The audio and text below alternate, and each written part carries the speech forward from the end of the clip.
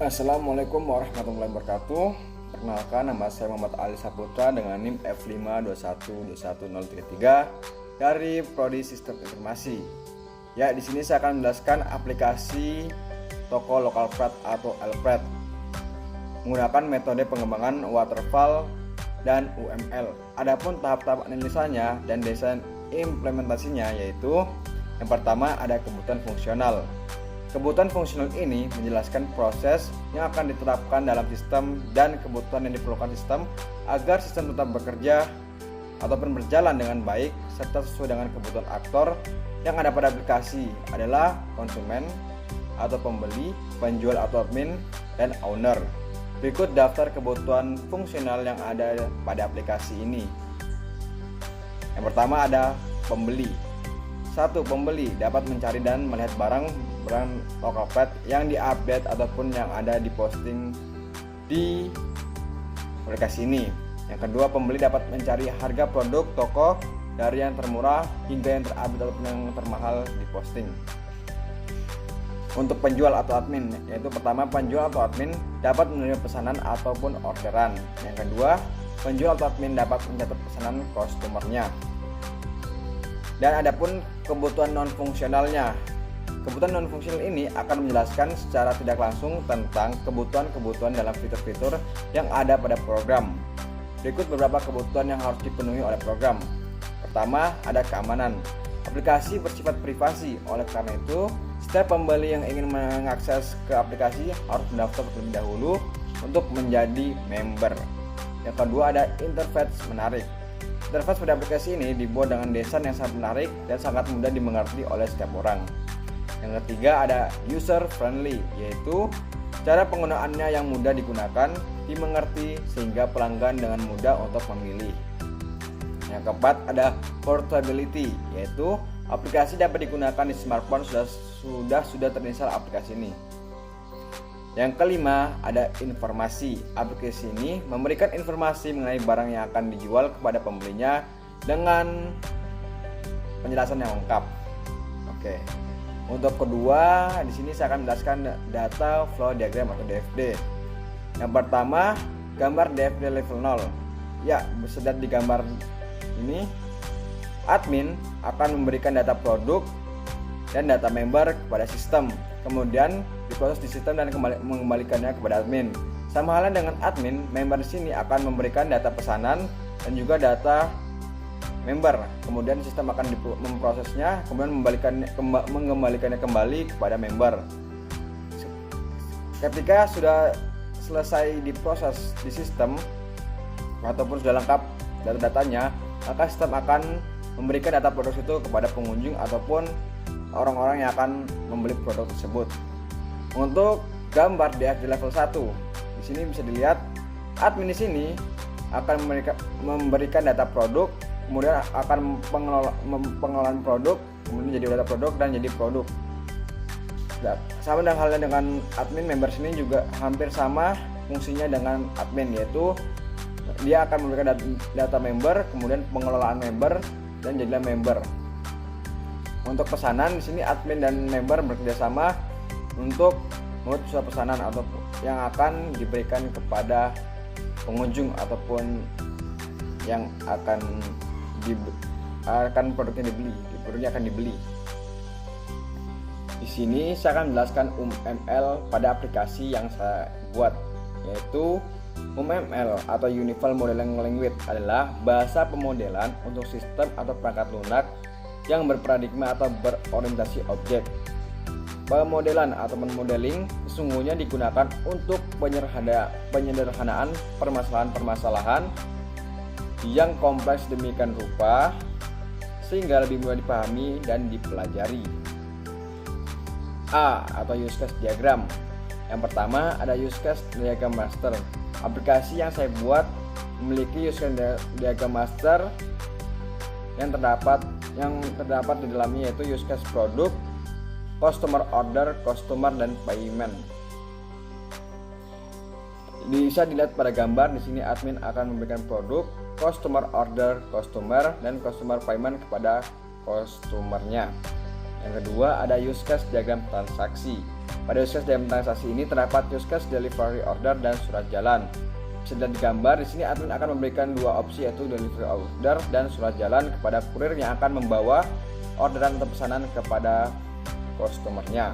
Ketiga ada use case diagram laporan. Pada use case diagram laporan ini terdapat use case laporan pesanan, laporan pembayaran, laporan pengiriman, laporan return, dan laporan reproduksi produk teratas. Setelah di gambar ini, di sini admin akan memberikan laporan pesanan, laporan pembayaran, laporan pengiriman, laporan return, dan laporan reproduksi produk teratas kepada pengunjung order atau orang-orang yang akan membeli pesanan tersebut ataupun hanya melihat toko-toko kami. B. Activity diagram. Yang pertama ada proses registrasi customer. Bisa dilihat di gambar, setiap customer yang ingin belanja terlebih dahulu melakukan register, yaitu ataupun login. Dari proses register akan dicek oleh sistem dan data pendaftaran harus valid. Kemudian sistem akan mengirim notifikasi ke customer bahwa customer telah sukses register. Yaitu pertama, customer akan login, kemudian melakukan registrasi baru. Bila belum regis, kemudian akan isi data regular. Kemudian admin sini akan cek registernya ataupun sistem akan cek register, kemudian mengirim notifikasi kepada customernya. Maka di sini customer akan menerima notifikasi untuk bahwa registrasi telah sukses. 2. Activity diagram pemesanan produk. Customer memilih produk yang diinginkan, lalu memasukkannya ke produk pilihannya ke keranjang belanja beserta jumlah produk dan size yang dipesan, lalu melakukan input data pribadi. Ketika pesanan berhasil, sistem akan mengirim notifikasi pesanan produknya. Bisa lihat di gambar ini, customer akan memilih set, kemudian memasukkannya ke keranjang set pilihannya dan memilih size atau ukurannya. Kemudian dia akan memberikan jumlah size yang akan dipesan, dan terakhir ada buat pesanan. Kemudian pada sistem sini akan mengkonfirmasi pesanan yang dibuat oleh customer. Yang ketiga ada activity diagram usulan konfirmasi pembayaran. Setelah customer melakukan pembayaran, langsung mengirim bukti transfer kepada admin via WhatsApp, Instagram, dan Facebook ataupun melalui aplikasi tersebut. Yang bisa dilihat di gambar ini, customer akan mengirimkan bukti pembayarannya, kemudian admin akan menerima bukti pembayaran yang telah dikirimkan oleh customer tersebut. Ya, yang terakhir yang akan saya jelaskan yaitu sequence diagram dan class diagram. Untuk sequence diagram yaitu sequence merupakan diagram yang menjelaskan transaksi objek berdasarkan urutan waktu. Sequence dapat menggambarkan urutan atau tahapan yang harus dilakukan untuk dapat menghasilkan sesuatu seperti tertera pada use case diagram ini.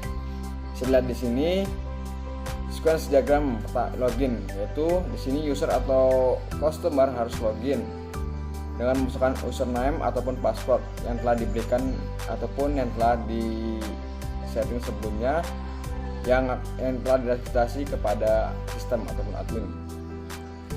Dan yang kedua ada sequence diagram akun profil. Di sini admin atau aktor akan menginput data pada data user, kemudian data user tidak benar ataupun salah maka akan kembali kepada registrasi ulang untuk pengecekan data profil. Jika sudah benar maka member akan dapat masuk ke aplikasi tersebut atau halaman tersebut. Yang ketiga ada sequence diagram pembelian. Di sini staff ataupun admin akan memberikan sebuah pilihan atau opsi ataupun produk-produk yang akan diperjualbelikan atau diorder oleh sebuah customernya. Yang keempat ada sequence diagram transaksi. Di sini staff ataupun admin dapat, yaitu admin akan memberikan sebuah pengiriman produk ataupun laporan penjualan barang atau produk perkembangan kepada customer. Dan produk akan diperbarui ataupun ditambah diupdate bila produk tersebut telah habis ataupun dapat suatu buah kesalahan. Kemudian bila pesanan ataupun customer telah memesan, sini admin akan memberikan pesanan melalui kurir ataupun bisa langsung diambil di tersebut. Terakhir ada laporan dari transaksi tersebut bahwa laporan telah diterima ataupun produk telah dikirim dengan baik atau diterima dengan baik. Yang kelima ada sequence diagram laporan penjualan. Di sini manajer ataupun manajer yaitu akan melihat produk, penampilan laporan produk, menampilkan return dan menampilkan laporan transaksi kepada lainnya atau produk-produk yang telah dijual belikan ataupun diorder. Dan kemudian biasanya di sini kita bisa melihat return atau produk-produk yang dikembalikan bahwa produk tersebut ataupun pelanggan kurang puas atas produknya. B ada kelas diagram. Kelas diagram mendeskripsikan jenis-jenis objek dalam sistem dan berbagai macam hubungan statis yang terdapat di antara mereka. Kelas diagram juga menunjukkan properti dan operasi sebuah kelas dan batasan-batasan yang terdapat dalam hubungan-hubungan objek tersebut. Bisa lihat gambar di sini, admin akan memberikan produknya atau menjelaskan kepada produknya kepada customernya. Sini admin akan memberikan laporan keseluruhan, dan juga di sini admin dapat membantu customer dalam transaksinya. Jika customer akan membelinya, maka masuk ke transaksi, yaitu di sini ada ID transaksi voucher itu. Kemudian jika transaksi sukses, maka akan masuk ke bagian stroke. Jika produk tersebut telah habis ataupun customer ingin membeli produk tersebut, akan masuk ke stok, apa produk masih ada ataupun habis ataupun kurang. Ya, itu tadi penjelasan saya tentang waterfall dan UML, tahap-tahapnya yang tahap aplikasi yang akan saya buat. Terima kasih telah memperhatikannya. Saya akhiri. Assalamualaikum warahmatullahi wabarakatuh dan selamat pagi.